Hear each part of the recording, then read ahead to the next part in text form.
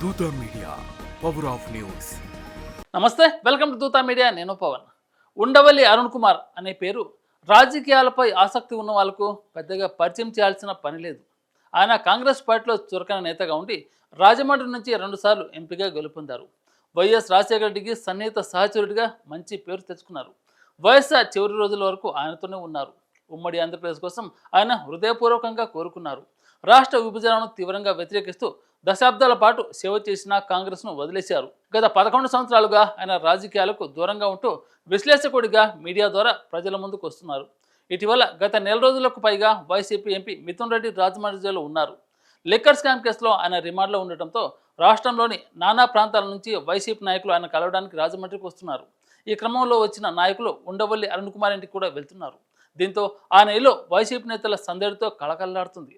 తాజాగా ధర్మవరం మాజీ MLA Kethireddy Venkataramareddy, Anantapur YCP in charge Anantha Venkataramareddy, కడపకు చెందిన సుగవాసి సుబ్రహ్మణ్యం, రాజమండ్రి మాజీ ఎంపీ మార్గాని భరతులు ఉండవల్లి ఇంటికి వెళ్లి ఆయనతో గంటల తరబడి సంభాషించారు. ఉండవల్లి వైఎస్ఆర్కు ఎప్పుడు గట్టి సపోర్ట్గా నిలిచారు. తన మేధోశక్తితో ఆయనకు అన్ని విధాలుగా తోడ్పడేవారు. జగన్కి కూడా అలాంటి సాయం అందుతుందని చాలామంది ఆశించారు.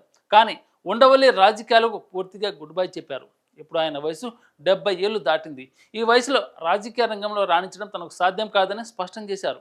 గతంలోనూ ఆయన వైసీపీలో చేరతారని గుసగుసలు వచ్చాయి. ఇప్పుడు ఈ సమావేశాల సమయంలో కూడా సీమ నేతలు ఆయనను పార్టీలోకి ఆహ్వానించారని టాక్ షికారు చేస్తుంది. ఉండవల్లి ఏ విషయం గురించి మాట్లాడినా ఆంధ్రప్రదేశ్ ప్రజలు ఆసక్తిగా ఆలకిస్తారు. ఆయన హేతుబద్ధంగా ఆధారాలతో మాట్లాడతారు. అధికార పక్షాన్ని తన విశ్లేషణతో ఇబ్బంది పెట్టిన సందర్భాలు లెక్కలేనివని ఉన్నాయి. జగన్ ముఖ్యమంత్రిగా ఉన్న సమయంలో సంక్షేమ కార్యక్రమాలను పొగుడుతూనే అభివృద్ధి విషయంలో లోపాలను గట్టిగా ఎత్తి చూపేవారు. చంద్రబాబు అరెస్టు సమయంలో జగన్ తప్పు నిర్ణయం తీసుకున్నారని, ఇది బాబుకు రాజకీయంగా పెద్ద బూస్ట్ ఇస్తుందని గట్టిగా చెప్పారు. వైసీపీకి ఉండవల్లి లాంటి వ్యక్తి ఉంటే బలం చేకూరుతుందని నాయకులు భావిస్తున్నారు. అందుకే ఈ భేటీలో ఆయనను పార్టీలోకి రమ్మని కోరినట్టు చెబుతున్నారు. ఒకవేళ ఉండవల్లి వైసీపీలో చేరకపోయినా, రాజకీయాల్లో ప్రత్యక్షంగా పాల్గొనకపోయినా ఆయన సలహాలు ఇచ్చినా ఈ క్లిష్ట సమయంలో వైసీపీకి చాలా ఉపయోగం ఉంటుందని అంటున్నారు. ఉండవల్లి అలాంటి సాయం అందించడానికి ఒప్పుకుంటారన్నది ఒక పెద్ద సందేహం. జగన్ ఈ విషయంలో ఏమనుకుంటున్నారు, ఆయన సలహాలను అందిస్తారా అన్నది మరో చర్చనీయాంశం.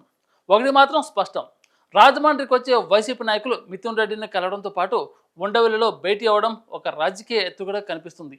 ఈ సమావేశాలు ఎలాంటి ఫలితాలను ఇస్తాయో చూడాలి. For more update keep watching Dootha media. Thank you. For more updates please subscribe దూత మీడియా.